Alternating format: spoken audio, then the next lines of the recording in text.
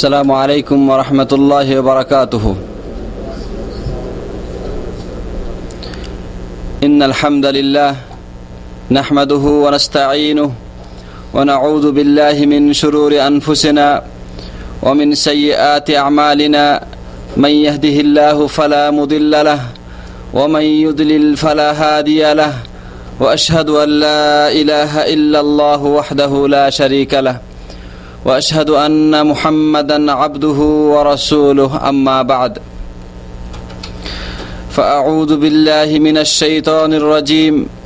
بسم الله الرحمن الرحيم. يا أيها الذين آمنوا إذا قمتم إلى الصلاة فاغسلوا وجوهكم وأيديكم إلى المرافق وامسحوا برؤوسكم وأرجلكم إلى الكعبين.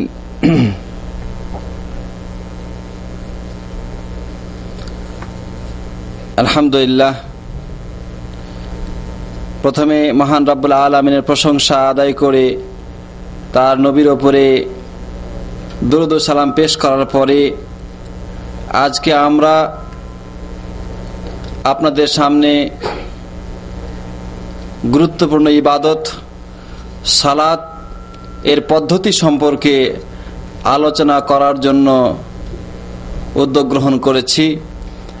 আল্লাহর কাছে আমরা প্রার্থনা করি তিনি আমাদেরকে এ বিষয়ের উপরে পরিপূর্ণরূপে আলোচনা করার তৌফিক দান করেন।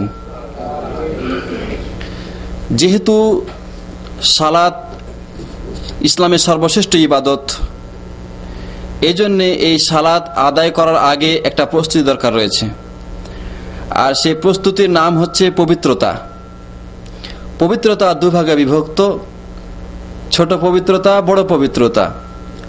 যদি গোসল ফরজ হয়ে থাকে তাহলে এর গোসল করার মাধ্যমে যে পবিত্রতা অর্জন করা হয় তাকে বলা হয় বড় পবিত্রতা, আর ওযুর মাধ্যমে যে পবিত্রতা অর্জন করা হয় তাকে বলা হয় ছোট পবিত্রতা।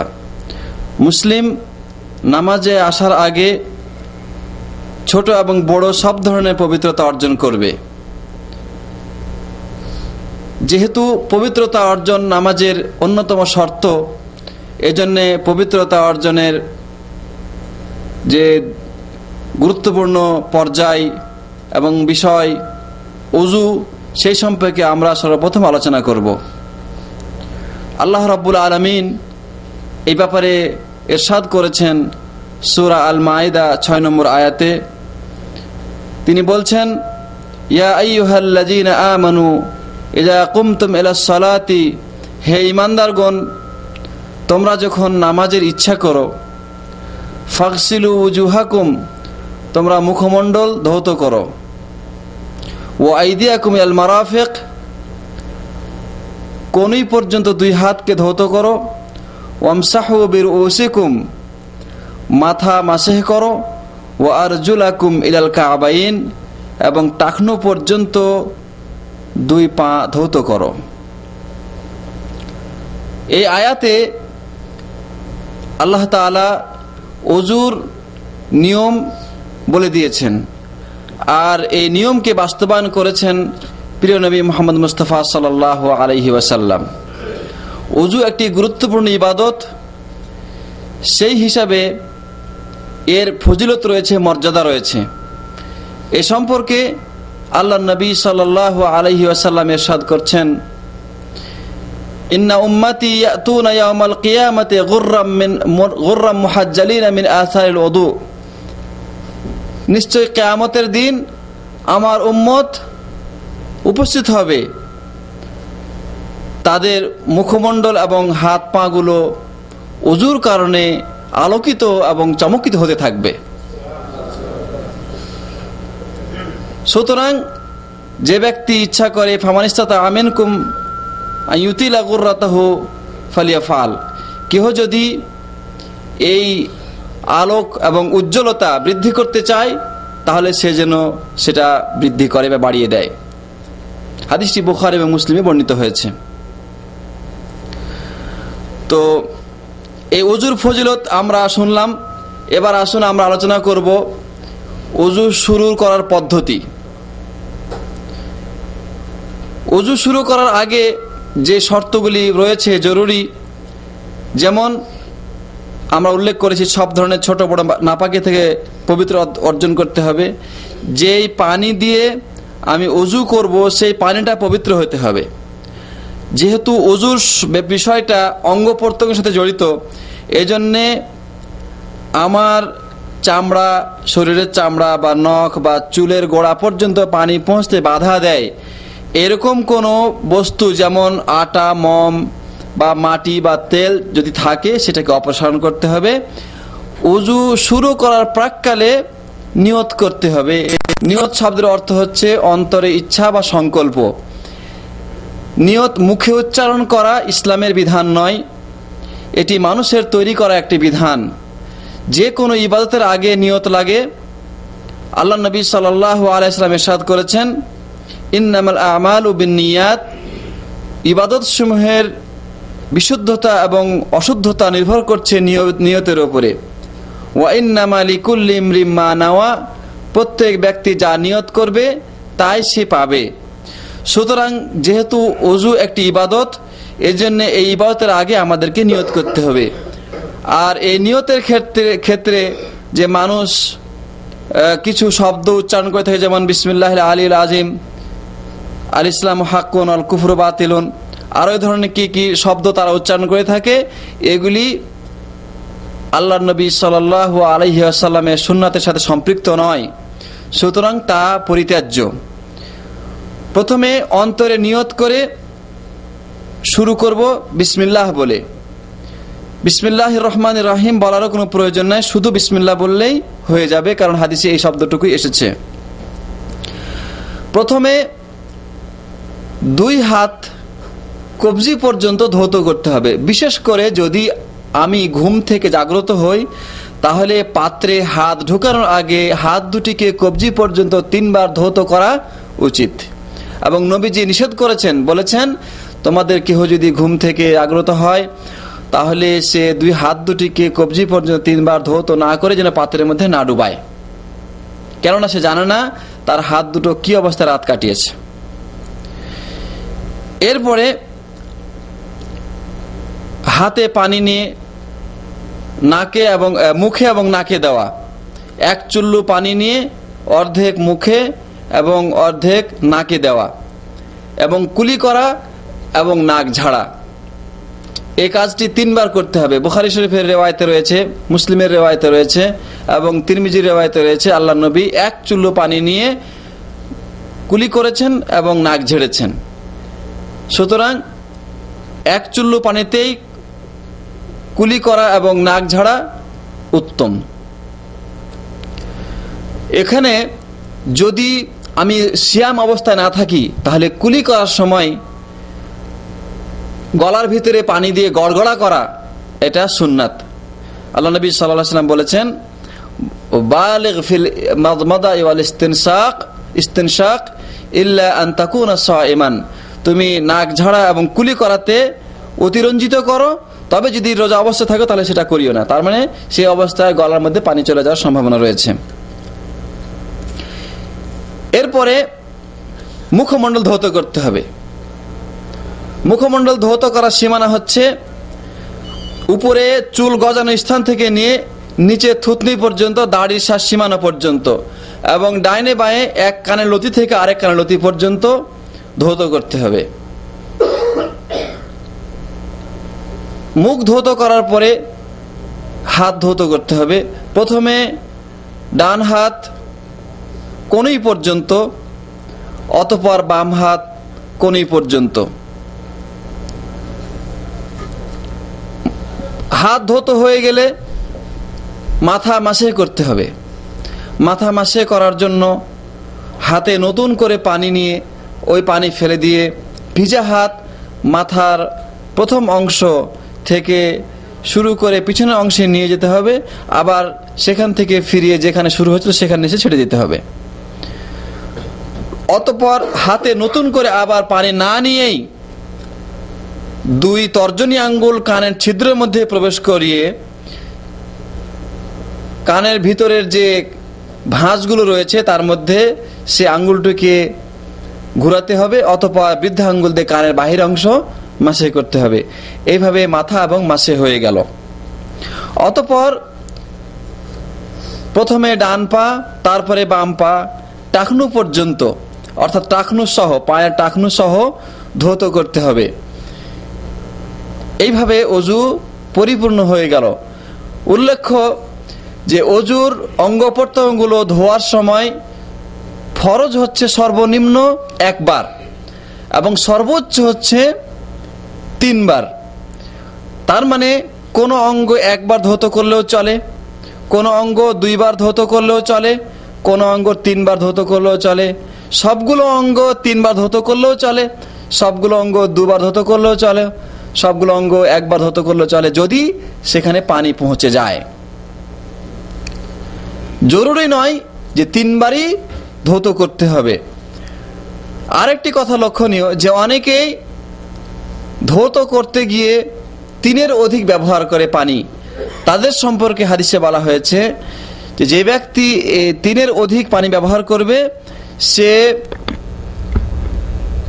সীমা লঙ্ঘন করবে এবং সে অন্যায় করবে এবং জুলুম করবে, এইভাবে তাকে নিষেধ করা হয়েছে। সুতরাং 3-এর অধিক পানি ব্যবহার করা ওযুর সুন্নাতের পরিপন্থী বহির্ভূত কাজ। এই যে ওযুর অঙ্গ প্রত্যঙ্গগুলো আমরা আলোচনা করলাম, এখানে লক্ষণীয় যে যেই সিরিয়াল বা ধারাবাহিকতায় আল্লাহ তাআলা এই বিষয়টিকে উল্লেখ করেছেন, সেই ধারাবাহিকতা রক্ষা করে আমাকে ওযু করতে হবে। অর্থাৎ আগে মুখমণ্ডল, তারপরে হাত, তারপরে মাথা, তারপরে পা। যদি কেউ এই ধারাবাহিকতার বিপরীত করে তাহলে সে কোরআনের বিপরীত করার কারণে তার ওযু হবে না। আরেকটি বিষয় লক্ষণীয় যে এই অঙ্গ প্রত্যঙ্গগুলো ধোয়ার ক্ষেত্রে পারস্পরিক বা পরস্পর করা এটা অত্যন্ত জরুরি। যদি এরকম হয় যে এক অঙ্গ ধোয়ার পরে অনেকক্ষণ দেরি করে দ্বিতীয় অঙ্গ ধৌত করে তাহলে তার ওযু হবে না। কেননা নবী করিম সাল্লাল্লাহু আলাইহি সাল্লাম ওযুর ক্ষেত্রে এরকম বিরতি গ্রহণ করেন নাই। সুতরাং ওযু অবস্থায় ধারাবাহিকতায় পরস্পর একটা অঙ্গের পর আরেকটা অঙ্গ ধৌত করা এটা অত্যন্ত জরুরি। ওযুর ক্ষেত্রে কতগুলি লক্ষণীয় সুন্নাত রয়েছে, যেমন ওযু শুরু করার আগে মেসওয়াক করা একটি সুন্নাত। আল্লাহ নবী সাল্লাল্লাহু আলাইহি ওয়াসাল্লাম বলছেন, লাউলা আশুক্কা আলা উম্মতি লা আমারতুহুম বিসওয়াকি ইনদা কুল্লি ওযুইন, আমি যদি আমার উম্মতের উপরে কষ্টকর ভারী মনে না করতাম তাহলে প্রত্যেক ওযুর সময় তাদেরকে মেসওয়াক করা আবশ্যক করে দিতাম। এই হাদিসটি বুখারী মুসলিমে বর্ণিত হয়েছে। ওযুর প্রারম্ভে যে 2 হাত ধৌত করা হয় কবজি পর্যন্ত, এটা কিন্তু সুন্নাত। এরপরে দাড়ি খিলাল করা, যাদের দাড়ি ঘন রয়েছে তাদের দাড়ি খিলাল করা, অতিরিক্ত পানি নিয়ে দাড়ির মধ্যে দিয়ে সে দাড়িকে খিলাল করা, এটা একটা সুন্নাত। আর অঙ্গ প্রত্যঙ্গগুলো ধৌত করার সময় হাত দিয়ে মর্দন করা বা ডলে দেওয়া, এটাও একটি সুন্নাত। আর সর্বক্ষেত্রে ডান সাইডকে বাম সাইডের উপরে প্রাধান্য দেওয়া, এটা সুন্নাত। কারণ নবীজি সাল্লাল্লাহু আলাইহি সাল্লাম সর্বাবস্থায় ডান দিককে প্রাধান্য দিয়েছেন এবং ডান দিক থেকে ওযুর কাজ করেছেন। এমনিভাবে হাত এবং পায়ের আঙ্গুলগুলোকে খিলাল করা, অর্থাৎ হাত এবং পায়ের আঙ্গুলগুলোর মধ্যে আঙ্গুল প্রবেশ করিয়ে সেখানে পানি পৌঁছানোর ব্যবস্থা করা। এইভাবে ওযু পরিপূর্ণ হয়ে যাবে। ওযু যখন পরিপূর্ণ হয়ে গেল তখন শেষে দোয়া পাঠ করতে হবে। দোয়া হচ্ছে এই, আশহাদু আল্লা ইলাহা ইল্লাল্লাহু ওয়াহদাহু লা শারীকা লাহু ওয়া আশহাদু আন্না মুহাম্মাদান আবদুহু ওয়া রাসূলুহু। আল্লাহ নবী সাল্লাল্লাহু আলাইহি ওয়াসাল্লাম ইরশাদ করছেন যে ওযু শেষ করে যে ব্যক্তি এই দোয়াটি পাঠ করবে তার জন্য বেহেশতের 8টি দরজায় খুলে দেওয়া হবে, সে যে দরজা দিয়ে ইচ্ছা প্রবেশ করতে পারবে। হাদিসটি বর্ণনা করেছেন মুসলিম। এরপরে এই দোয়া পাঠ করার পর আরো পাঠ করতে পারে, আল্লাহুম্মা জাআলনি মিনাত তাওয়াবিন ওয়া জাআলনি মিনাল মুতাতাহহিরিন। হাদিসটি বর্ণনা করেছেন তিরমিজি। ওযুর ক্ষেত্রে কিছু ভুল ত্রুটি। মানুষ ওযু করার সময় যেমন নিয়ত পাঠ করে, এটা একটা ভুল। এমনিভাবে ওযুর অঙ্গ প্রত্যঙ্গ ধোয়ার সময় প্রত্যেকটি অঙ্গ ধোয়ার সময় এক এক রকমের দোয়া পাঠ করে। এই দোয়াটি মুখ ধোয়ার সময় দোয়া, এই দোয়াটি হাত ধোয়ার সময় দোয়া, এই দোয়াটি মাথা মাসে করার সময় দোয়া, এরকম দোয়া সুন্নাতে নববীতে প্রমাণিত নেই। আল্লাহ নবী সাল্লাল্লাহু আলাইহি ওয়াসাল্লাম এরকম দোয়া বলেছেন, এরকম কোনো হাদিসে পাওয়া যায় না। এরপরে গুরুত্বপূর্ণ আরেকটি কাজ, সেটা হচ্ছে যে অনেক মানুষ বা অধিকাংশ মানুষ ওযুতে মাথা মাসে করার পরে ঘাড় মাসে করে থাকে। এই ব্যাপারে কিছু হাদিস বর্ণিত হলেও সে হাদিসগুলি জয়ীফ এবং জাল, সে হাদিসগুলি সহি নয়, বিশুদ্ধ নয়। সুতরাং ঘাড় মাসে করার ব্যাপারে বিশুদ্ধ হাদিস না পাওয়া যাওয়ার কারণে সেই আমলটি গ্রহণযোগ্য হবে না। এমনিভাবে অনেকেই নামাজে যাওয়ার জন্য ওযুর ক্ষেত্রে উদাসীনতা প্রকাশ করে এবং তাড়াহুড়ো করে ওযু করে। ওযু তাড়াহুড়ো করে করলে যদি ওযুর কোনো অঙ্গ প্রত্যঙ্গ শুকনা রয়ে যায়, সেখানে পানি না পৌঁছে, তাহলে ওযু হবে না, এবং ওযু না হলে তাতে নামাজও বিশুদ্ধ হবে না। এমনিভাবে আমরা একটু আগে উল্লেখ করেছি যে দোয়া পড়া, এই দোয়া কোনো নির্দিষ্ট কোনো দোয়া নেই। ওযুর শুরুতে বিসমিল্লাহ এবং শেষে যে দোয়া আমরা উল্লেখ করলাম সেটাই। ওযুর ক্ষেত্রে পানির অপচয় করে, অনেকেই পানির টেপ ছেড়ে দেয়, ব্যাপক আকারে অধিক হারে পানি পড়তে থাকে এবং সে ওযু করে। অথচ পানি অপব্যয় করা বা অপচয় করা এটা উচিত নয়, কারণ এই সম্পর্কে আমাদেরকে জিজ্ঞাসা করা হবে। এই হচ্ছে ওযু সম্পর্কিত কিছু ভুল ত্রুটি। ওযুর ক্ষেত্রে কিছু মাসালা রয়েছে, যেমন যদি কোনো মানুষ বহুমূত্র রোগে আক্রান্ত হয়, অথবা এমন ব্যক্তি যা তার ঘন ঘন বায়ু নির্গত হয়, অথবা ইস্তেহাজা, নারীদের ইস্তেহাজা অর্থাৎ অতিরিক্ত রক্তস্রাব, তাহলে এই অবস্থায় সে কিভাবে ওযু করবে? এই অবস্থায় এ ধরনের ব্যক্তি তার নামাজ পরিত্যাগ করবে না, বরং নামাজের সময় হওয়ার পরে সে তার লজ্জাস্থানকে ধুয়ে সেখানে পট্টি জাতীয় কোনো কিছু বেঁধে দিবে, অতঃপর ওযু করবে, এবং সেই সংশ্লিষ্ট নাপাকি যদিও বের হতে থাকে তবুও সে নামাজ আদায় করবে, তাতে কোনো বাধা নেই। ওযুর সময় অন্যের সহযোগিতা নেওয়া জায়েজ আছে। যদি কেহ আপনাকে পানি ঢেলে দেয়, আপনি তা এবং ওযু করেন, তাতেও কোনো অসুবিধা নাই। তারপরে ওযু করার সময় প্রয়োজনীয় কথাবার্তা বলাও বৈধ রয়েছে। এমনিতেই বিনা প্রয়োজনীয় কথা বলা কোনো মুমিনের জন্য বৈধ নয়, ঠিক তেমনি ওযুর সময়ও বৈধ নয়, কিন্তু দরকারি কোনো কথা থাকলে সেই কথা ওযুর সময় বলা বৈধ রয়েছে। প্রত্যেক নামাজের পূর্বে ওযু করা মুস্তাহাব।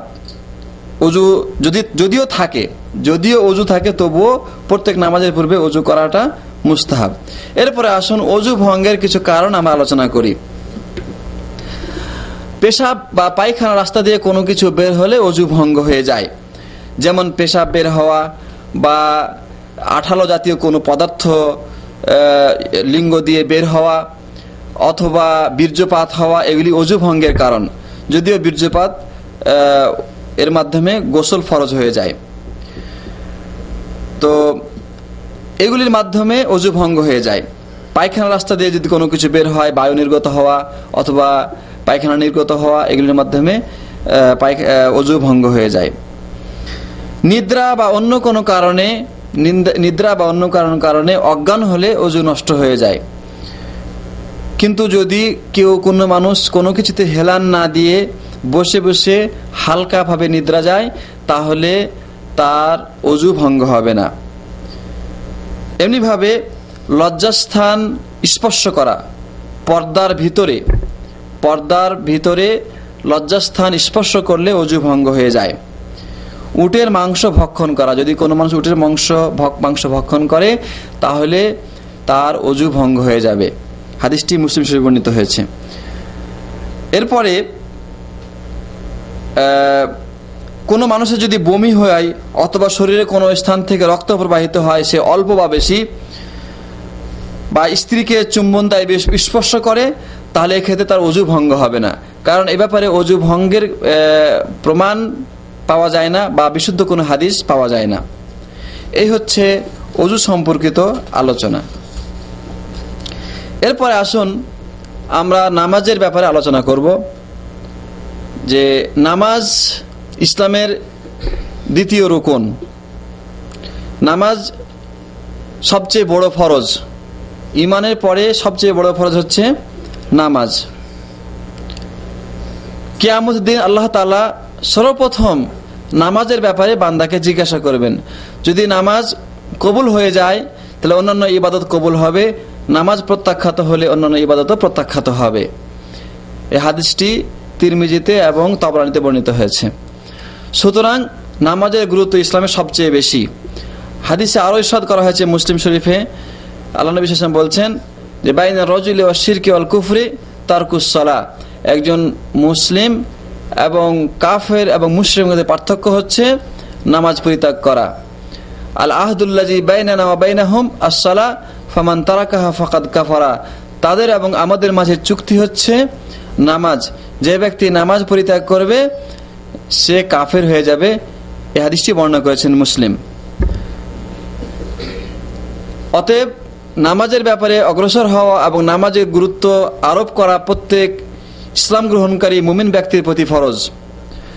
আর যেহেতু নামাজ সবচেয়ে বড় ফরজ, এই জন্য এই নামাজকে আদায় করার জন্য প্রিয় নবী মুহাম্মদ মুস্তাফা সাল্লাল্লাহু আলাইহি ওয়াসাল্লামের সুন্নতের অনুসরণ করে, তার তরিকা বা পদ্ধতি অনুসরণ করে নামাজ আদায় করা জরুরি বা অত্যন্ত বড় ফরজ। কেননা নবী সাল্লাল্লাহু আলাইহি ওয়াসাল্লাম ইরশাদ করেছেন, সল্লু কামা রাআইতুমুনি উসাল্লি, তোমরা নামাজ আদায় করো ঠিক সেইভাবে যেভাবে আমাকে নামাজ আদায় করতে দেখছো। হাদিসটি বর্ণনা করেছেন ইমাম বুখারী।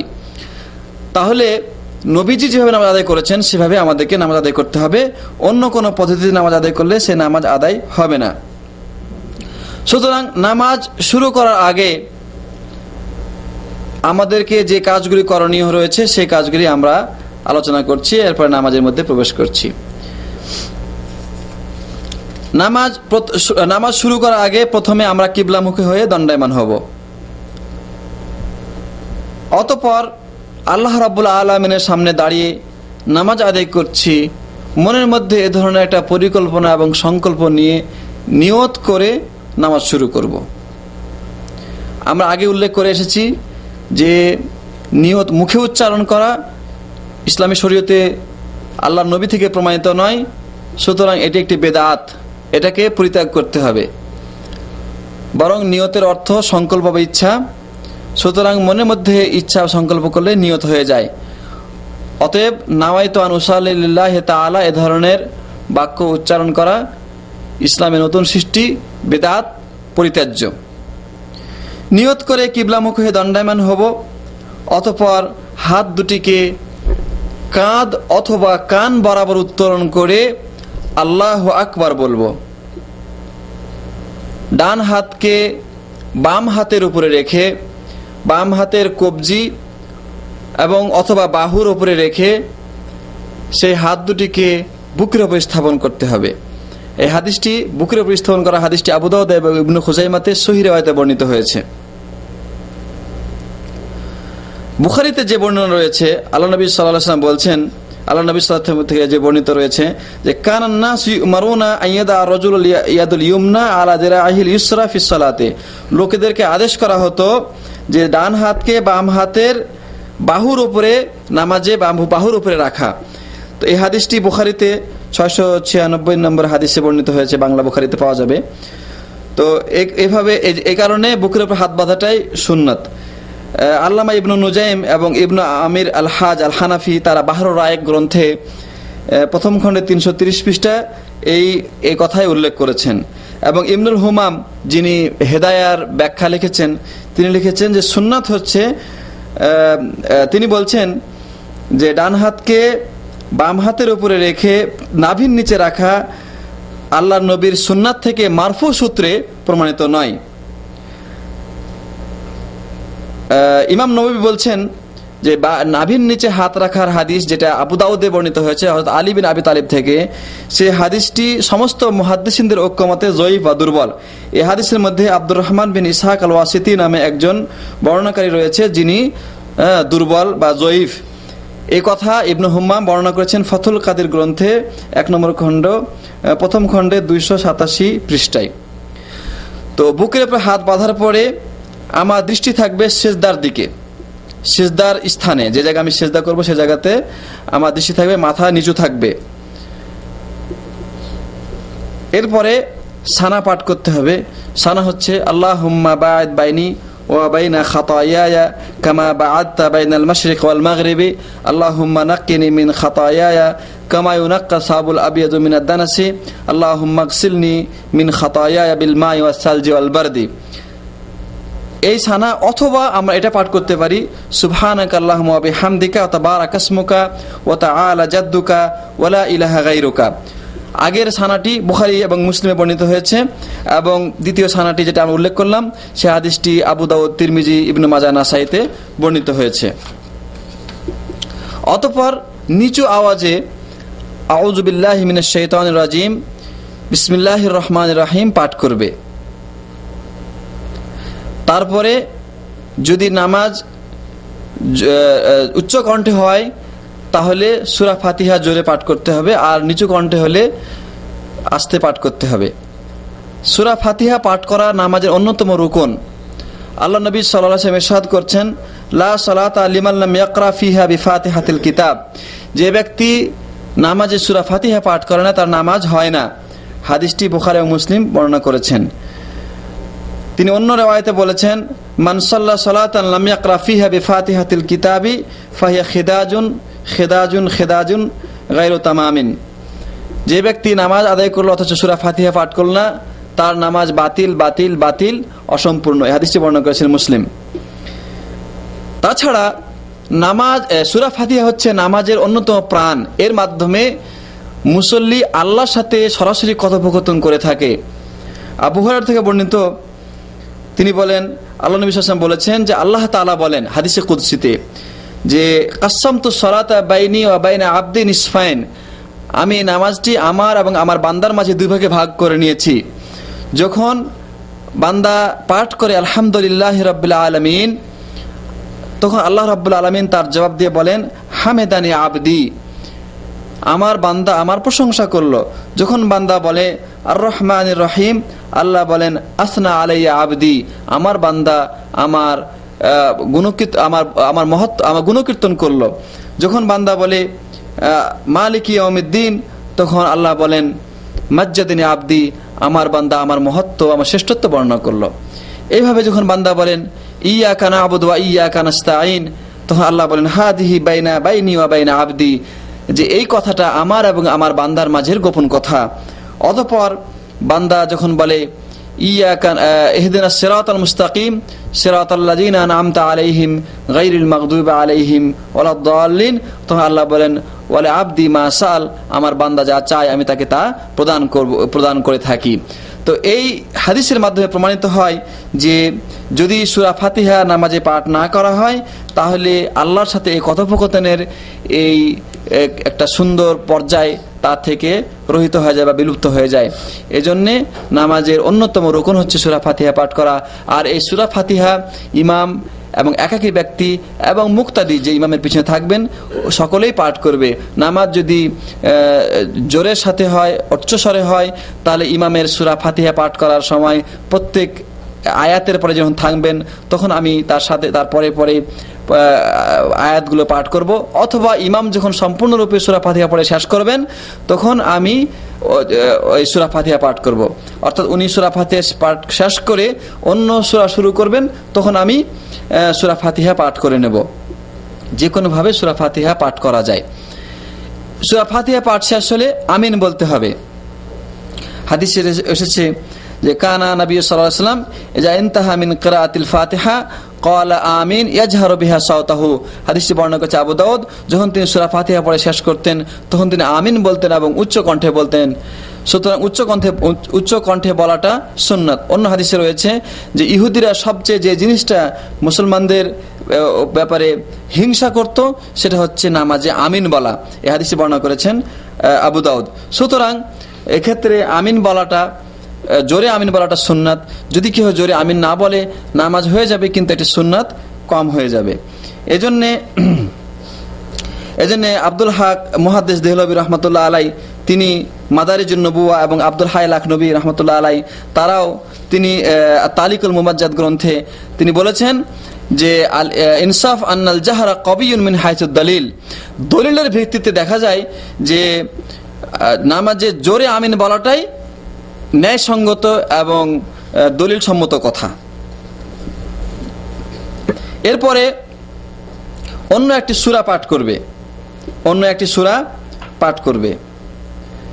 সেই সূরাটি দীর্ঘ হতে পারে, ছোট হতে পারে, অথবা একের আকাতে একের অধিক সূরা পাঠ করা যেতে পারে, অথবা এক সূরার কিছু অংশ পাঠ করা যেতে পারে।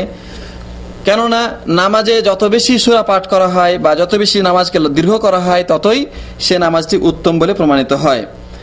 যদি কোনো মানুষের সূরা ফাতিহার পরে অন্য কোনো সূরা জানা না থাকে, তাহলে সূরা ফাতিহা তার জন্য যথেষ্ট হবে। যদি কোনো মানুষ 2 রাকাতেই একই সূরা পাঠ করে, তবুও তার জন্য বৈধ রয়েছে। কেহ যদি প্রথম রাকাতে যে সূরা পাঠ করলো, পরবর্তী রাকাতে তার আগের সূরা পাঠ করলো, তবুও তার জন্য এটা জায়েজ রয়েছে। কেননা আল্লাহ নবী সাহাবীদের থেকে এ ব্যাপারে প্রমাণিত রয়েছে যে সাহাবীরা এভাবে তারতিব ছাড়া নামাজ পড়েছেন। এই হাদিসে যেমন আবু দাউদে বর্ণিত রয়েছে এবং তিরমিজিতে বর্ণিত রয়েছে, এবং ইমাম বুখারী তালিকান বা অর্থাৎ তার মুআল্লাক করে হাদিসটি সনদবিহীন এটা বর্ণনা করেছেন, কিন্তু বিশুদ্ধ riwayate যে পরের সূরা আগে এবং আগের সূরা পরে পড়া যায়, এতে কোনো অসুবিধা নেই। এমনকি এমনও রয়েছে আল্লাহ নবী সাল্লাল্লাহু আলাইহি ওয়াসাল্লাম একদিন ফজরের নামাজে সূরা ইযা যুলজিলাতিল আরদু জিলজালাহা 2 রাকাতেই এই সূরাটি পাঠ করেছেন। হাদিসটা আবু দাউদে রয়েছে। এইভাবে কেরাত যখন পাঠ করা শেষ হবে, তখন রুকু করবে। রুকু করার সময় হাত দুটিকে প্রথমবার যেভাবে কাঁধ অথবা কান পর্যন্ত উত্তোলন করেছিল, ঠিক সেইভাবে উত্তোলন করবে।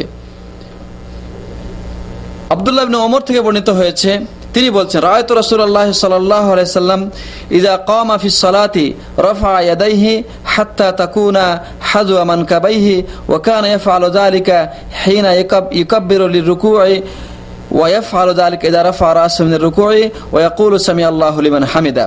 তিনি বলছেন, আব্দুল্লাহ ইবনে ওমর বলছেন যে আমি দেখেছি রাসূলুল্লাহ সাল্লাল্লাহু আলাইহি ওয়াসাল্লাম যখন নামাজে যখন দণ্ডায়মান হতেন, তখন হাত দুটিকে কাঁধ বরাবর উত্তোলন করতেন, এবং যখন তিনি রুকুর জন্য তাকবীর দিতেন তখন তিনি অনুরূপ করতেন, এবং যখন রুকু থেকে উঠে সামিআল্লাহু লিমান হামিদা বলতেন তখন তিনি অনুরূপ করতেন। অর্থাৎ হাত দুটিকে কাঁধ বরাবর অথবা কান বরাবর উত্তোলন করা তাকবীরে তাহরিমা বলার সময়, রুকুতে যাওয়ার সময়, এবং রুকু থেকে উঠে সামিআল্লাহু লিমান হামিদা বলার সময় সুন্নাত। রুকুতে যখন যাবে তখন হাতের পাঞ্জা হাত দুটিকে হাঁটুর উপর স্থাপন করবে, যেন সে হাঁটুকে আঁকড়ে ধরেছে। অতঃপর হাতের আঙ্গুলগুলোকে ছড়িয়ে দেবে, আর হাত দুটিকে নিজের দুই পার্শ্বস্থল থেকে আলাদা রাখবে এবং দূরে রাখবে। অতঃপর পিঠকে সোজা করবে, পিঠ এবং মাথা যেন বরাবর থাকে। বর্ণিত হয়েছে যে আল্লাহ নবী সাল্লাল্লাহু আলাইহি ওয়াসাল্লাম যখন রুকু করতেন, তখন তিনি পিঠটাকে এত বেশি সোজা করতেন যে তার পিঠে পানি রেখে দিলে সে পানি স্থির হয়ে যেত। সুতরাং রুকু অবস্থায় পিঠ সোজা করা এটা রুকুর অন্যতম রুকন বা ফরজ। রুকুর এই পদ্ধতি বুখারী, মুসলিম, তিরমিজি, বাইহাকি, তবরানীতে বর্ণিত হয়েছে। রুকুতে গিয়ে তাসবিহ পাঠ করবে সুবহান রাব্বিয়াল আযীম 3 বার, অথবা পাঠ করবে সুবহানাকাল্লাহুম্মা রাব্বানা ওয়া বিহামদিকা আল্লাহুম্মা গফিরলি। আগের হাদিসটি আবু দাউদ, তিরমিজি, নাসাই, ইবনে মাজাহ বর্ণিত হয়েছে এবং এটি বুখারী ও মুসলিম বর্ণিত হয়েছে। অথবা পাঠ করবে সুবহান কুদ্দুসুন রাব্বুল মালাইকাতি ওয়ার রূহ, এটিও মুসলিম এবং আবু দাউদে বর্ণিত হয়েছে। রুকু থেকে উঠার সময় বলবে সামিআল্লাহু লিমান হামিদা, এবং হাত দুটিকে পূর্বের নিয়মে কাঁধ অথবা কান বরাবর উত্তোলন করবে। তারপরে পাঠ করবে রব্বানা লাকাল হামদ, অথবা রব্বানা ওয়ালাকাল হামদ, অথবা আল্লাহুম্মা রব্বানা লাকাল হামদ, অথবা আল্লাহুম্মা রব্বানা ওয়ালাকাল হামদ, যে কোনোভাবে পড়তে পারে। এই সময় এইটা পাঠ করার পরে আরো অতিরিক্ত দোয়া ইচ্ছা করলে পাঠ করতে পারে, যেমন রব্বানা লাকাল হামদু হামদান কাসীরান তাইয়িবান মুবারাকান ফীহি মিলআস সামাওয়াতি ওয়া মিলআল আরদি ওয়া মিলআ মা শি'তা মিন শাইইন বা'দু আহলাস সানাই ওয়াল মাজদি আহাক্কু মা ক্বালাল আবদু ওয়া কুল্লুনা লাকা আবদুন আল্লাহুম্মা লা মানিআ লিমা আ'তাইতা ওয়া লা মু'তিয়া লিমা মানা'তা ওয়া লা ইয়ানফা'ু যাল জাদ্দি মিনকাল জাদ্দু। অতঃপর এই রুকু থেকে যখন মুসল্লি উঠবে তখন সে যেন সোজা হয়ে দণ্ডায়মান হয়। সোজা হয়ে দণ্ডায়মান হওয়াটা রুকুর অন্যতম রুকন বা ফরজ। যদি সোজা হয়ে দণ্ডায়মান না হয় তাহলে তার নামাজ বাতিল বলে গণ্য হবে। কেননা আল্লাহ নবী সাল্লাল্লাহু আলাইহি সাল্লাম হাদিসে বর্ণিত হয়েছে, রাআ রাজুলান লা ইউতিম্মা রুকুআহু ওয়া ইয়ানকুরু ফি সুজুদিহি ওয়া হুয়া ইউসাল্লি ফাকাল লাউ মাতা হাযা আলা হালি হাদিহি মাতা আলা গায়রি মিল্লাতি মুহাম্মদ সাল্লাল্লাহু আলাইহি সাল্লাম। তিনি বলেছেন যে তিনি দেখলেন একজন লোক মানে পরিপূর্ণরূপে রুকু করছে না এবং ঠোকর দেওয়ার মতো সিজদা করছে।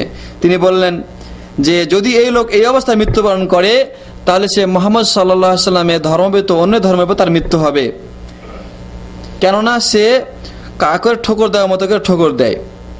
অন্য হাদিসে বলা হচ্ছে যে ব্যক্তি রুকু পরিপূর্ণ করে না, সেজদা পরিপূর্ণ করে না এবং কাকের ঠোকর দেওয়ার মতো ঠোকর দেয়, সে ওই ক্ষুধার্ত ব্যক্তির মতো যে একটি খেজুর খায় অথবা দুইটি খেজুর খায় কিন্তু এ দিয়ে তার পেট ভর্তি হয় না। অন্য হাদিসে বর্ণিত হয়েছে, এই হাদিসটা আবু ইয়ালা এবং তাবরানীতে বর্ণিত হয়েছে, ইবনে আবি শাইবা এবং তাবরানী হাকিমে বর্ণিত হয়েছে। রাসূলুল্লাহ সাল্লাল্লাহু আলাইহি ওয়াসাল্লাম বলছেন যে সবচেয়ে নিকৃষ্ট চোর হচ্ছে সেই লোক যে নামাজ চুরি করে। তারা সাহাবা ইকরাম প্রশ্ন করলেন যে হে আল্লাহর রাসূল, কিভাবে নামাজ চুরি করে? তিনি বললেন যে রুকু এবং সিজদা পরিপূর্ণরূপে করে না। তিনি অন্য হাদিসে বলছেন, ইবনে মাজাহ বর্ণনায়, যে হে মুসলমানগণ, যে ব্যক্তি রুকু এবং সিজদায় পিঠ সোজা করে না তার নামাজ হয় না। তাহলে রুকু এবং সিজদাকে পরিপূর্ণরূপে করা এটা নামাজের অন্যতম রুকন আমরা বুঝতে পারলাম। সিজদায় যাচ্ছি, এবার আমরা সিজদায় যাব। সিজদায় যাওয়ার সময় আল্লাহু আকবার বলে সিজদায় যাবে। প্রথমে হাত দুটিকে মাটিতে রাখবে, তারপরে হাঁটু রাখবে, তারপরে মুখমণ্ডল মাটিতে রাখবে। যেমন রাসূলুল্লাহ সাল্লাল্লাহু আলাইহি ওয়াসাল্লাম থেকে বর্ণিত হয়েছে, তিনি বলেছেন যে ইযা সাজাদা আহাদুকুম ফালা ইয়াবরুক কামা ইয়াবরুকাল বাঈর ওয়াল ইয়াদা ইয়াদাইহি ক্বাবলা রাকবাতাইহি। যখন তোমাদের কোনো ব্যক্তি সিজদা করবে সে যেন উটের মতো করে না বসে, সে যেন হাঁটু রাখার আগে হাত দুটি রাখে। হাদিসে বর্ণনা করেছেন আবু দাউদ এবং নাসাই। যখন মুসল্লি সিজদা করে তখন হাত দুটিও সিজদা করে।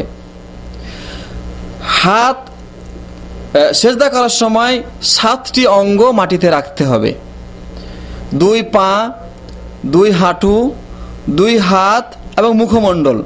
মুখমণ্ডলে নাক এবং কপাল। নাক এবং কপালকে একটা অঙ্গ বলা হয়েছে। হাত দুটো কাঁধ অথবা কান বরাবর কিবলামুখী হয়ে থাকবে এবং আঙ্গুলগুলো একত্রিত করা থাকবে। কান অথবা কাঁধ বরাবর কিবলামুখী হয়ে থাকবে। আর নিজের হাত দুটোকে মাটি থেকে উপরে রাখতে হবে। হাত দুটোকে মাটি থেকে উপরে রাখবে, নিজে দুই পার্শ্বদেশ থেকে আলাদা রাখতে হবে। পিছন দিকে পা দুটো মিলিয়ে দিতে হবে। আর সিজদায় যাওয়ার সময় যাতে করে নাক এবং কপাল উভয়টা মাটিতে থাকে। অনেকে যেমন কপাল শুধু মাটিতে রাখে, নাক রাখে না, এটা বিশুদ্ধ নয়।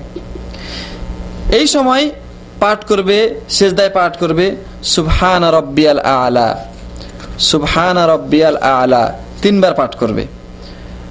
অথবা পাঠ করবে সুবহানাকাল্লাহুম্মা বিহামদিকা আল্লাহুম্মা গফিরলি, অথবা সুবহুন কুদ্দুসুন রব্বুল মালাইকাতি ওয়ার রূহ, এইগুলি পাঠ করতে পারে। এছাড়া যদি সে চায়, ইচ্ছা করে, তাহলে আরো দোয়া পাঠ করতে পারে, কিন্তু কোরআন তেলাওয়াত করবে না। সিজদা অবস্থায় কোরআন তেলাওয়াত করবে না, অন্যান্য যে কোনো দোয়া পাঠ করতে পারে। নবীজি সাল্লাল্লাহু আলাইহি ওয়াসাল্লাম বলেছেন যে সিজদার সময় বান্দা আল্লাহর সবচেয়ে বেশি নিকটবর্তী হয়, সুতরাং এই সময় দোয়া করলে দোয়া কবুল হওয়ার সম্ভাবনা থাকে বেশি। হাদিসটি মুসলিম শরীফে রয়েছে। সিজদা থেকে উঠবে আল্লাহু আকবার বলে, উঠে বাম পাকে বিছিয়ে দিবে এবং ডান পা খাড়া রাখবে। ডান হাত ডান রানের উপরে এবং বাম হাত বাম রানের উপরে স্থাপন করবে। যদি হাত দুটিকে হাঁটুর উপরে রাখে তাতেও কোনো অসুবিধা নেই। এইভাবে প্রথম সেজদা করলো, প্রথম সেজদা থেকে উঠলো, এখন সে পাঠ করবে রব্বিগ ফিরলি, রব্বিগ ফিরলি, অথবা পাঠ করবে আল্লাহুম্মা গফিরলি ওয়ারহামনি ওয়াজবুরনি ওয়াহদিনি ওয়ারজুকনি। রব্বিগ ফিরলি এই হাদিসটি ইবনে মাজাতে এবং এই হাদিসটি পরবর্তী দোয়ার হাদিসটি তিরমিজিতে বর্ণিত হয়েছে। অতঃপর প্রথম সেজদার মতো তাকবীর দিয়ে আল্লাহু আকবার বলে দ্বিতীয় সেজদা করবে এবং সেজদা থেকে উঠে একটু বসবে, সামান্য একটু বসবে। এটাকে জালসা ইস্তিরাহা বলা হয়। বুখারী শরীফে বর্ণিত হয়েছে মালিক বিন হুয়াইরিস থেকে, আল্লাহ নবী সাল্লাল্লাহু আলাইহি ওয়াসাল্লাম প্রথম রাকাতে দ্বিতীয় সেজদা থেকে উঠে সামান্য একটু বসতেন, তারপরে দণ্ডায়মান হতেন। এখন এই দ্বিতীয় রাকাত প্রথম রাকাতের মতোই আদায় করবে, তবে এক্ষেত্রে সানা পড়তে হবে না এবং আউযুবিল্লাহ পড়তে হবে না, বিসমিল্লাহ বলে সূরা ফাতিহা দিয়েই শুরু করবে। অতঃপর প্রথম রাকাতের মতোই এই রাকাতকে পরিপূর্ণ করবে। নামাজ যদি 2 রাকাত বিশিষ্ট হয় তাহলে দ্বিতীয় সেজদার পরে তাশাহুদের জন্য বসে যাবে। বসার সময় বাম পা পিছিয়ে ডান পা খাড়া করবে এবং এই অবস্থায় বাম হাত বাম রানের উপরে এবং ডান হাতকে ডান রানের উপরে রেখে হাতটাকে মুষ্টিবদ্ধ করবে। সমস্ত আঙ্গুলি মুষ্টিবদ্ধ করে তর্জনী আঙ্গুলটিকে খাড়া করবে এবং সে আঙ্গুলকে এভাবে হিলাবে এবং দোয়া করবে। আত্তাহিয়াত থেকে শুরু করে শেষ পর্যন্ত এই আঙ্গুল হিলাতে হবে। সর্বনিম্ন এটাকে খাড়া রাখবে এবং এই বর্ণনা মুসলিম শরীফে রয়েছে। আল্লাহ নবী সাল্লাল্লাহু আলাইহি ওয়াসাল্লাম এভাবে আঙ্গুল খাড়া রাখতেন এবং দোয়া করতেন।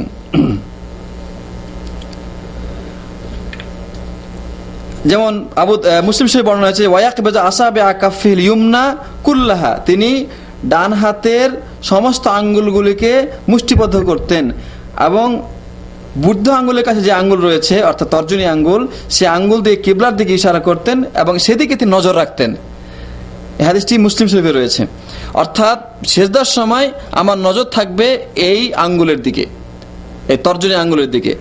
এবং আবু দাউদে বর্ণনা রয়েছে ইউহাররিকুহা ইয়াদউ বিহা, এই আঙ্গুলকে নাড়াতেন এবং দোয়া করতেন। মুসনাদ আহমদ হাদিসে রয়েছে যে এই আঙ্গুলটি শয়তানের কাছে লোহার চাইতে বেশি কঠিন এবং ভারী বলে মনে হয়। অতঃপর তাশাহুদে বসে আমি পাঠ করব আত্তাহিয়াতু লিল্লাহি ওয়াসসালাওয়াতু ওয়াত-তাইয়্যিবাতু আসসালামু আলাইকা আইয়ুহান নাবিয়্যু ওয়া রাহমাতুল্লাহি ওয়া বারাকাতুহু আসসালামু আলাইনা ওয়া আলা ইবাদিল্লাহিস সালিহিন আশহাদু আন লা ইলাহা ইল্লাল্লাহু ওয়া আশহাদু আন্না মুহাম্মাদান আবদুহু ওয়া রাসূলুহু। নামাজ যদি 2 রাকাত হয় তাহলে এরপরে দরুদ শরীফ পড়ে এবং অন্যান্য দোয়া পড়ে সালাম ফিরাতে হবে। আর নামাজ যদি 2 এর অধিক হয়, তৃতীয় 3 রাকাত বিশিষ্ট বা 4 রাকাত হয়, তাহলে এতটুকু পাঠ করার পরে তৃতীয় রাকাতের জন্য দণ্ডায়মান হবে। যখন তৃতীয় রাকাতের জন্য দণ্ডায়মান হবে তখন তাকবীর দিবে এবং ওই সময় হাত দুটিকে উত্তোলন করবে। এই হাত উত্তোলনের ব্যাপারে বুখারী শরীফে হাদিস বর্ণিত হয়েছে। আল্লাহ নবী সাল্লাল্লাহু আলাইহি ওয়াসাল্লাম হাত দুটিকে কাঁধ অথবা কান বরাবর উত্তোলন করতেন। এই সময় শুধু সূরা ফাতিহা পাঠ করবে। এই সময় শুধুমাত্র সূরা ফাতিহা পাঠ করবে, অন্য কোনো সূরা পাঠ করবে না। যদি কেহ অন্য কোনো সূরা পাঠ করে তবুও কোনো অসুবিধা নাই। যদি এরকম হয় আমি যদি মুক্তাদি হই এবং ইমাম সাহেব শেষের 2 রাকাতকে তিনি দীর্ঘ করেন, তাহলে ওই অবস্থায় আমি সূরা ফাতিহার পরে অন্য সূরা পাঠ করতে পারি, কোনো অসুবিধা নাই। এই ব্যাপারে মুসলিম শরীফে এবং মুসনাদে আহমদে হাদিস বর্ণিত হয়েছে। যেমন সাহাবী বলছেন যে আল্লাহ নবী সাল্লাল্লাহু আলাইহি ওয়াসাল্লাম কখনো তিনি আরো অতিরিক্ত আয়াত তেলাওয়াত করতেন এবং এই রাকাতে কখনো কখনো তিনি দীর্ঘ করতেন। তাহলে এইভাবে অন্য কোনো সূরা পাঠ করা যায়, এতে কোনো বাধা নাই, কিন্তু সূরা ফাতিহা পাঠ করাটাই তার জন্য যথেষ্ট হবে। এইভাবে শেষের রাকাতটি অথবা দ্বিতীয় রাকাত 2 রাকাত শেষ করে 4 রাকাত যখন নামাজ পরিপূর্ণ হয়ে গেল তখন শেষ তাশাহুদের জন্য বসবে। এই সময় প্রথম তাশাহুদে যা পাঠ করেছিল সেটা পাঠ করবে এবং অতিরিক্ত দরুদ পাঠ করবে।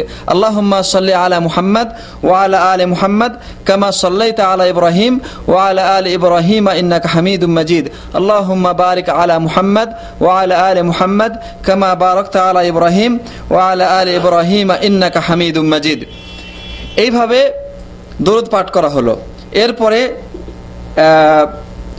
দুআয়ে মাসুরা পাঠ করবে, আল্লাহুম্মা ইন্নী যালামতু নাফসি যুলমান কাসীরান ওয়া লা ইয়াগফিরু যুনুবা ইল্লা আনতা ফাগফিরলি মাগফিরাতাম মিন ইনদিকা ওয়ারহামনি ইন্নাকা আনতাল গাফুরুর রহিম। এই হাদিসটি বুখারী মুসলিম বর্ণিত হয়েছে। এরপরে আরো অতিরিক্ত দোয়া বলা মুস্তাহাব, যেমন আল্লাহুম্মা ইন্নী আউযু বিকা মিন আযাবিল কবরি ওয়া মিন আযাবি জাহান্নাম ওয়া মিন ফিতনাতিল মাহইয়া ওয়াল মামাত ওয়া মিন শাররি ফিতনাতিল মাসিহিদ দাজ্জাল। এই হাদিসটি বুখারী মুসলিম বর্ণিত হয়েছে। বরং এই দোয়াটি পাঠ করা কোন কোন আলেমে দ্বীন বা বিদ্বান ওয়াজিব বলেছেন। তো এইভাবে দোয়া পাঠ করা, এরপরে সালাম ফিরাতে হবে। সালাম ফিরার সময় প্রথমে ডান দিকে মুখ ফিরাবে এবং বলবে আসসালামু আলাইকুম ওয়া রাহমাতুল্লাহি ওয়া বারাকাতুহু, অথবা বলবে আসসালামু আলাইকুম ওয়া রাহমাতুল্লাহ, এবং বাম দিকে মুখ ফেরাবে এবং বলবে আসসালামু আলাইকুম ওয়া রাহমাতুল্লাহ। বাম দিকে এবং ডান দিকে মুখ ফেরানোর সময় এতটুকু মুখ ফেরাবে যাতে করে পিছন থেকে গালের সাদা অংশ দেখা যায়। এক্ষেত্রে ডান কাঁধ দেখা এটা জরুরি নয়, বা বাম কাঁধে দৃষ্টিপাত করা এটাও জরুরি নয়। এবং সালামের ক্ষেত্রে ওয়াবারাকাতুহু শব্দ যোগ করে বলাও কোনো গুনাহ নেই, অসুবিধা নেই, এ ব্যাপারেও হাদিস বর্ণিত হয়েছে। আরেকটা কথা উল্লেখ্য যে যদি নামাজ 3 রাকাত বিশিষ্ট হয় এবং 4 রাকাত বিশিষ্ট হয়, তাহলে শেষ তাশাহুদে তাওয়াররুক করা সুন্নাত। তাওয়াররুক হচ্ছে বসার সময় ডান পা খাড়া রেখে বাম পাকে ডান পায়ের নিচে দিয়ে বের করে নিয়ে নিতম্বর উপরে বসা, নিতম্বরকে মাটিতে রেখে দিয়ে তার উপরে বসা, এটা তাওয়াররুক। এই তাওয়াররুক করা হচ্ছে সুন্নাত, কখনো কখনো এরকম করা উচিত। এইভাবে আমরা নামাজ সম্পন্ন করলাম। নামাজের ব্যাপারে গুরুত্বপূর্ণ একটি কথা হচ্ছে যে নামাজের ক্ষেত্রে নারী এবং পুরুষের কোনো পার্থক্য নাই, কোনো ভেদাভেদ নাই। নারী ঠিক সেভাবে নামাজ আদায় করবে যেভাবে পুরুষ নামাজ আদায় করে থাকে। কেননা আল্লাহ নবী সাল্লাল্লাহু আলাইহি ওয়াসাল্লাম যেমন তিনি পুরুষের নবী, তেমন তিনি নারীরও নবী। এক্ষেত্রে নারীদের ব্যাপারে আলাদা কোনো নামাজের পদ্ধতি হাদিসে বর্ণিত হয়নি। এক্ষেত্রে যে বর্ণনা পাওয়া যায় বা কিছু বর্ণনা আছে, এগুলি সম্পূর্ণ জাল এবং জয়ীফ, যে ব্যাপারে কোনো বিশুদ্ধ হাদিস পাওয়া যায় না, সুতরাং সেটা গ্রহণীয় নয়। সুতরাং নারীর হাত বাঁধা, তাকবীর দেওয়া, রুকু করা, সেজদা করা সম্পূর্ণ পুরুষের মতোই হবে। যেমন করে বুখারীতে বর্ণিত হয়েছে উম্মে দাদা রাদিয়াল্লাহু আনহা থেকে, তিনি পুরুষরা যেভাবে নামাজে বসতেন ঠিক সেভাবে তিনি বসতেন। এমনিভাবে বদরুদ্দিন আল আইনি, যিনি হানাফি মাযহাবের প্রখ্যাত আলেম, যিনি বুখারী শরীফের ভাষ্য গ্রন্থ, ব্যাখ্যা গ্রন্থ লিখেছেন, তিনি বলেছেন যে প্রমাণিত যে নারীদের জন্য জরুরি হচ্ছে যে নারীরা পুরুষের মতোই নামাজে বসবে এবং এইভাবে তারা পা খাড়া রাখবে এবং পুরুষের মতো তারা বসবে। এমনিভাবে তিনি বলেছেন যে ইমাম নাখাই, ইমাম আবু হানিফা এবং মালিক এরকমই মত পোষণ করেছেন। এই কথা বদরুদ্দিন আইনির গ্রন্থে, তিনি যেটা বুখারী শরীফের ভাষ্য গ্রন্থ লিখেছেন 3য় খণ্ডে 165 পৃষ্ঠায় এই কথা তিনি বলেছেন। তো যাই হোক, নামাজ এভাবে সম্পন্ন হওয়ার পরে আমাদের যে করণীয় রয়েছে সেটা হলো তাসবিহ পাঠ করা বা জিকির করা। সালাম ফেরার পরে মুসল্লি 3 বার আস্তাগফিরুল্লাহ পড়বে, আস্তাগফিরুল্লাহ আস্তাগফিরুল্লাহ আস্তাগফিরুল্লাহ। তারপরে পাঠ করবে আল্লাহুম্মা আনতাস সালাম ওয়া মিনকাস সালাম তাবারাকতা ইয়া যাল জালালি ওয়াল ইকরাম লা ইলাহা ইল্লাল্লাহু ওয়াহদাহু লা শারীকা লাহু লাহুল মুলকু ওয়া লাহুল হামদু ওয়া হুয়া আলা কুল্লি শাইইন কাদির আল্লাহুম্মা লা মানিআ লিমা আ'তাইতা ওয়া লা মু'তিয়া লিমা মানা'তা ওয়া লা ইয়ানফা'ু যাল জাদ্দি মিনকাল জাদ্দু লা ইলাহা ইল্লাল্লাহু ওয়াহদাহু লা শারীকা লাহু লাহুল মুলকু ওয়া লাহুল হামদু ওয়া আলা কুল্লি শাইইন কাদির লা হাওলা ওয়া লা কুওয়াতা ইল্লা বিল্লাহ লা ইলাহা ইল্লাল্লাহু ওয়া লা না'বুদু ইল্লা ইয়্যাহু লাহুন নি'মাতু ওয়া লাহুল ফাদলু ওয়া লাহুস সানাউল হাসানু লা ইলাহা ইল্লাল্লাহু মুখলিসিনা লাহুদ্দিন ওয়া লাউ কারিহাল কাফিরুন। এগুলি একবার করে পাঠ করবে। তারপরে সুবহানাল্লাহ 33 বার, আলহামদুলিল্লাহ 33 বার, আল্লাহু আকবার 33 বার এবং 100 পুরা করার জন্য পাঠ করবে লা ইলাহা ইল্লাল্লাহু ওয়াহদাহু লা শারীকা লাহু লাহুল মুলকু ওয়া লাহুল হামদু ওয়া আলা কুল্লি শাইইন কাদির। অথবা আল্লাহু আকবার 34 বার বলে 100 পূর্ণ করে নেবে, কোনো অসুবিধা নেই। এরপরে যদি মুখস্থ থাকে, সম্ভব হয়, তাহলে আয়াতুল কুরসি পাঠ করবে, সূরা বাকারা 255 নম্বর আয়াত। এরপরে সূরা ইখলাস একবার, সূরা ফালাক একবার, সূরা নাস একবার।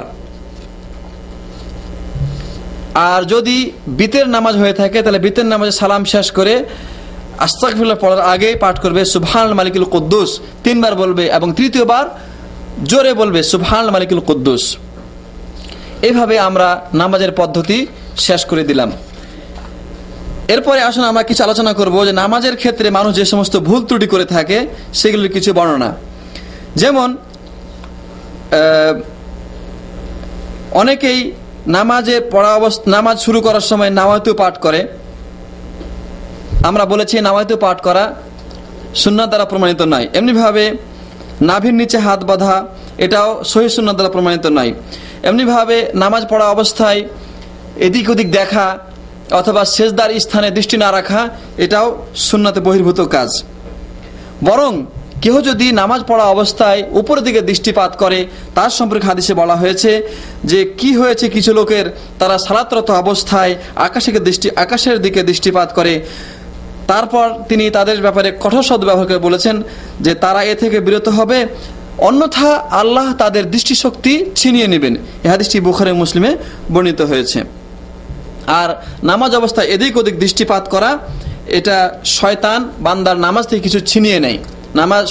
শয়তান বান্দার নামাজ থেকে ছিনিয়ে নেয়, সুতরাং দৃষ্টিপাত করা এটা উচিত নয়। এটাও বুখারী শরীফের হাদিস।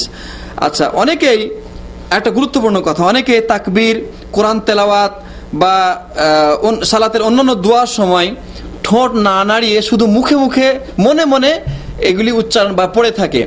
এগুলির মাধ্যমে নামাজ হবে না। ইমাম নববী রহমতুল্লাহ আলাইহি বলেছেন, ইমাম ছাড়া অন্য সবার জন্য সুন্নাত হচ্ছে সবকিছু চুপে চুপে পাঠ করা। চুপে চুপে বলার সর্বনিম্ন সীমা হচ্ছে নিজেকে শোনানো, ঠোঁট নাড়া। যেমন এক্ষেত্রে কিরাত পাঠ, তাকবীর পাঠ করা, রুকু, সিজদা, তাসবিহ ইত্যাদি। কেননা ঠোঁট না নাড়ালে সেটা পড়ায় হয় না। কারণ আরবিতে এমন অক্ষর রয়েছে যেগুলি ঠোঁটের সাথে সম্পৃক্ত, জিহ্বার সাথে সম্পৃক্ত। সুতরাং এগুলিকে জিহ্বা দিয়ে, ঠোঁট দিয়ে উচ্চারণ না করলে সেটা সঠিকভাবে আদায় হবে না। অতএব তার এটা পাঠ হলো না এবং তার নামাজও হবে না। অনেকেই সানা পাঠ না করে, আউযুবিল্লাহ পাঠ না করে সরাসরি বিসমিল্লাহ পড়ে সূরা ফাতিহা শুরু করে দেয়, এটা সুন্নাত বহির্ভূত। সূরা ফাতিহা পাঠ করা নামাজের অন্যতম রুকন। এটাকে পরিত্যাগ করলে নামাজ বিশুদ্ধ হবে না, বরং হাদিসে নামাজ অসম্পূর্ণ বা ত্রুটিপূর্ণ বলে উল্লেখ করা হয়েছে। দণ্ডায়মান অবস্থায় পিঠকে সোজা না রাখা এবং রুকু করার সময় পিঠ সোজা না রাখা, এটাও নামাজের ব্যাপারে একটা সবচেয়ে বড় ত্রুটি। এক্ষেত্রে রাসূলুল্লাহ সাল্লাল্লাহু আলাইহি ওয়াসাল্লাম বলেছেন, যে ব্যক্তি রুকু সিজদায় পিঠ সোজা করে না, আল্লাহ তার সালাতের দিকে দৃষ্টিপাত করবেন না। এই হাদিসটি তাবরানীতে সহিহ সনদে বর্ণনা করেছেন। এজন্য তিনি আলো বলেন যে তোমরা রুকু এবং সিজদাকে পরিপূর্ণভাবে আদায় করো, বুখারী মুসলিম। রুকু অবস্থায় প্রশান্তি এবং ধীরস্থিরতা অবলম্বন না করা, রুকু করতে গিয়ে পিঠ সোজা না করা, পিঠকে সামান্য একটু বাঁকা করা বা মাথা নিচু করা, অথবা রুকু থেকে উঠে সোজা হয়ে না দাঁড়িয়ে টুপ করে সিজদায় চলে যাওয়া, এটাও নামাজ বিশুদ্ধ না হওয়ার অন্যতম কারণ। যদি কোনো মানুষ এইভাবে তাড়াহুড়ো করে নামাজ আদায় করে, তাহলে তার নামাজ বিশুদ্ধ হবে না। এই কথা আমরা পূর্বে আলোচনা করে এসেছি। কেননা বুখারী শরীফে একটি হাদিসে বর্ণিত হয়েছে, আবু হুরায়রা থেকে বর্ণনা, যে নবী সাল্লাল্লাহু আলাইহি ওয়াসাল্লাম দেখলেন যে একজন লোক মসজিদে নববীতে প্রবেশ করে দ্রুত সালাত আদায় করছে। নবীজি তাকে বললেন যে তুমি ফিরে গিয়ে নামাজ আদায় করো, কেননা তুমি নামাজই আদায় করনি। অর্থাৎ দ্রুত তাড়াহুড়োকে নামাজ আদায় করলে সে নামাজই হয় না। রুকু এবং রুকু থেকে ওঠার সময় রফুল ইয়াদান করা, এটা নামাজের অন্যতম সুন্নত। এ ব্যাপারেও আমরা আলোচনা করে এসেছি। বুখারী এবং মুসলিম সহ একাধিক গ্রন্থে সহিহ রিওয়ায়াতে বর্ণিত হয়েছে যে নবীজি সাল্লাল্লাহু আলাইহি ওয়াসাল্লাম এ ব্যাপারে হাত উত্তোলন করেছেন। সুতরাং এই অবস্থায় হাত উত্তোলন করা এটা অন্যতম সুন্নত। বরং এই সুন্নতকে প্রত্যাখ্যান করতে গিয়ে কিছু লোক যে কথা উচ্চারণ করে থাকে আল্লাহ নবীর সাহাবীদের শানে, তা অত্যন্ত আপত্তিকর এবং অনেক বড় কুফরি কথা। তারা বলে থাকে যে আল্লাহ নবীর সাহাবীরা প্রথম যুগে বগলের নিচে পুতুল নিয়ে নামাজ পড়তে আসতেন, এজন্য নবীজি তাদেরকে হাত উত্তোলন করার কথা বলেছেন। পরবর্তীতে এই কথা মানসুখ বা রহিত হয়ে যায়। এটা আল্লাহ নবীর সাহাবীদের প্রতি অনেক বড় একটি অপবাদ। এবং এটা অনেক বড় একটা কুফরি কথা। এ থেকে যারা এই কথা উচ্চারণ করে তাদেরকে তওবা করা উচিত। এমনিভাবে নামাজে আমিনের ক্ষেত্রে আমিন যারা জোরে উচ্চারণ করে না, তারা জোরে উচ্চারণ করা হাদিসকে প্রত্যাখ্যান করার ক্ষেত্রে বলে থাকে যে আল্লাহ নবীর সাহাবীরা নাকি প্রথম যুগে নামাজে এসে পিছন থেকে পালিয়ে যেতেন। এই জন্য নবীজি বলেছিলেন যে তোমরা জোরে আমিন বলিও, তাহলে আমি বুঝবো যে তোমরা আমার নামাজের পিছনে রয়েছো। এটিও সাহাবীদের প্রতি অত্যন্ত বড় অপবাদ এবং এটা অত্যন্ত কুফরি কথা। এই কথা থেকেও প্রত্যেকের তওবা করা উচিত। আরেকটি কথা হচ্ছে যে সালাতে সিজদা করার সময় 7টি অঙ্গ পরিপূর্ণরূপে না রাখা। অনেকে ডান পা এক পাকে আর এক পায়ের উপর রাখে, অনেকে হাত দুটিকে বিছিয়ে দেয়, অনেকে নাক উঠিয়ে রাখে, অনেকে হাত দুটিকে পার্শ্বদেশের সাথে মিলিয়ে দেয় বা রানের সাথে মিলিয়ে দেয়। এগুলি কোনোটিই করা বৈধ নয় এবং এটি সুন্নাত বহির্ভূত কাজ। আরেকটি গুরুত্বপূর্ণ কাজ যেটা রয়েছে, মানুষ যেটা করে না এবং ভুল করে থাকে, সেটা হলো যে তাশাহুদে বসে আঙ্গুল না উঠানো অথবা আঙ্গুল না নাড়ানো। আমরা আলোচনা করে এসেছি যে এটি একটি সুন্নাত এবং আল্লাহ নবী থেকে সহিহ মুসলিমে এর বর্ণনা রয়েছে। অপরপক্ষে এর বিপরীত কাজ যেটা মানুষ করে থাকে যে আশহাদু আন লা বলার সময় আঙ্গুল উঠাবে এবং ইল্লাল্লাহ বলার সময় আঙ্গুল নামায় নেবে। এই ব্যাপারে আল্লাহ নবী থেকে কোনো হাদিস প্রমাণিত হয়নি। আরেকটি সুন্নাত বহির্ভূত কাজ হচ্ছে যে 3 রাকাত বা 4 রাকাত বিশিষ্ট নামাজের শেষ তাশাহুদে অনেকেই তাওয়াররুক করে না। তাওয়াররুক মানে যেটা ডান পাকে খাড়া করে রেখে বাম পা ডান পায়ের নিচে দিয়ে বের করে দিয়ে নিতম্ব মাটিতে রেখে তার উপরে বসা, এই কাজটা অনেকেই করে না। এই সুন্নাতকে পালন করা উচিত, কারণ এই ব্যাপারে বুখারী শরীফে সুস্পষ্ট বর্ণনা এসেছে আবু হুমায়দ আল সাঈদী রাদিয়াল্লাহু আনহু থেকে। অনেকে সালাম ফেরার সময় ডান দিকে বাম দিকে সালাম ফেরার সময় মাথা ঝাঁকা দেয়, এভাবে আসসালামু আলাইকুম মাথা ঝাঁকা দেয়, এভাবে মাথা ঝাঁকা দেয়। এটাও সুন্নাত বহির্ভূত কাজ। বরং সালাম দেওয়ার সময় শুধুমাত্র ডান দিকে মাথা ঘোরাবে এবং বাম দিকে মাথা ঘোরাবে। এরপরে নামাজ শেষ করার পরে, নামাজ শেষ হলে সুন্নাত বিরোধী যে কাজটি আমাদের সমাজে সবচেয়ে বেশি এবং ব্যাপক আকারে দেখা যায়, সেটা হলো যে মানুষ সালাম ফেরার সাথেই হাত তুলে মুনাজাত করে বা দোয়া করে। এই দোয়া করা আল্লাহর নবী সাল্লাল্লাহু আলাইহি ওয়াসাল্লাম থেকে প্রমাণিত নেই। নবী সাল্লাল্লাহু আলাইহি ওয়াসাল্লাম থেকে তো এই ব্যাপারে কোনো হাদিস পাওয়া যায় না, বরং সাহাবী তাবি যুগেও এই কাজ হয়েছে এরকম সহিহ সনদে কোনো প্রমাণ পাওয়া যায় না। জয়ীফ বা মওযু হাদিসেও তার কোনো বর্ণনা নেই। তাই এই কাজ সম্পূর্ণরূপে সুন্নাত বিরোধী এবং বেদাত, এটাকে প্রত্যাখ্যান করতে হবে। কিন্তু আফসোসের কথা হচ্ছে যে মানুষ যদি এটা না করে তাহলে অনেক ক্ষেত্রে দোষারোপ করা হয় এবং কোনো ইমাম যদি মোনাজাত না করেন তাহলে তাকে চাকরি থেকেও বরখাস্ত করা হয়। তো এ দ্বারা বোঝা যায় যে অনেকেই মোনাজাত করাটাকে ফরজ বা ওয়াজিবের কাছাকাছি মনে করে নিয়েছেন বা ধরে নিয়েছেন। যদি ফরজ বা ওয়াজিব মনে করে থাকেন অথবা সুন্নত কম করে হলেও সর্বনিম্ন সুন্নত মনে করে থাকেন, তবু যে এটা বেদাত বলার অপেক্ষা রাখে না। যদি কেহ এই কাজটাকে কন্টিনিউ করে বা একবারও করে এবং জামাতবদ্ধ ভাবে করে, তবু এটা সম্পূর্ণ বেদাত। কারণ নবীজি সাল্লাল্লাহু আলাইহি সাল্লাম সাহাবায়ে কেরামকে নিয়ে যত নামাজ আদায় করেছেন, সে নামাজের মধ্যে কখনো তিনি নামাজ শেষ করেই দলবদ্ধ হয়ে মুনাজাত করেছেন এবং সাহাবাকে আমিন আমিন করেছেন, এভাবে কোনো হাদিস প্রমাণিত নেই। তবে নামাজ শেষ করে সুন্নতে প্রমাণিত যে জিকির আজকারগুলি রয়েছে সেগুলি আমাদের পড়তে হবে, যেগুলি আমরা একটু আগে আলোচনা করে এসেছি। নামাজ পড়া অবস্থায় অনেকেই মানে অনর্থক নড়াচড়া করে, যেমন ঘড়ি নাড়ে, হাত নাড়ে বা চুল নাড়ে। এই অতিরিক্ত নাড়াচাড়া করলে নামাজ বাতিল হয়ে যায়। তবে প্রয়োজনীয় নাড়াচাড়া, যেমন ডাইনে বায়ে যদি কাতার ফাঁকা হয়ে যায় তাহলে সেক্ষেত্রে কাতারকে পূর্ণ করার জন্য একটু হেঁটে যাওয়া বা সামনের দিকে কাতার ফাঁকা হয়ে গেলে সেখানে হেঁটে যাওয়া, এটা অত্যন্ত জরুরি। এমনিভাবে যদি শরীরে কোনো স্থানে চুলকানো দরকার পড়ে তাহলে সেটাকে একাধবার চুলকানো বৈধ রয়েছে। এইভাবে সামান্য নাড়াচাড়া করলে নামাজের কোনো ক্ষতি হবে না, কিন্তু অতিরিক্ত নাড়াচাড়া করলে নামাজ হালকা হয়ে যাবে। কোনো কোনো ক্ষেত্রে যদি কন্টিনিউ হয়ে থাকে তাহলে সেখানে নামাজ বাতিল হয়ে যাওয়ার সম্ভাবনা রয়েছে। আরেকটি কথা হলো যে অনেকে বিনা কারণে চোখ বন্ধ করে নামাজ আদায় করে, চোখ বন্ধ করে নামাজ আদায় করে। ইমাম ইবনুল কাইয়িম রাহমাতুল্লাহ আলাইহি বলেছেন যে সালাত অবস্থায় দু চোখ বন্ধ রাখা নবী সাল্লাল্লাহু আলাইহি ওয়াসাল্লামের হেদায়েত বহির্ভূত কাজ। কেননা নামাজ অবস্থায় যখন আমি যতক্ষণ দণ্ডায়মান থাকবো এবং রুকুতে থাকবো, সুন্নাত হচ্ছে দৃষ্টি থাকবে সিজদার স্থানে, আর তাশাহুদে বসে সুন্নাত হচ্ছে দৃষ্টি থাকবে তর্জনী আঙ্গুলে, যে আঙ্গুলটা খাড়া থাকবে এবং যে আঙ্গুল দিয়ে দোয়া পাঠ করা হবে। তবে যদি মুসল্লির সামনে এমন কোনো বস্তু থাকে, এমন কিছু থাকে যেই বস্তুতে দৃষ্টি পড়ার কারণে তাকে নামাজ থেকে অন্যমনস্ক করে ফেলবে, তাহলে ওই অবস্থায় কখনো কখনো চোখ বন্ধ করাতে কোনো দোষ নেই, কোনো গুনাহ নেই।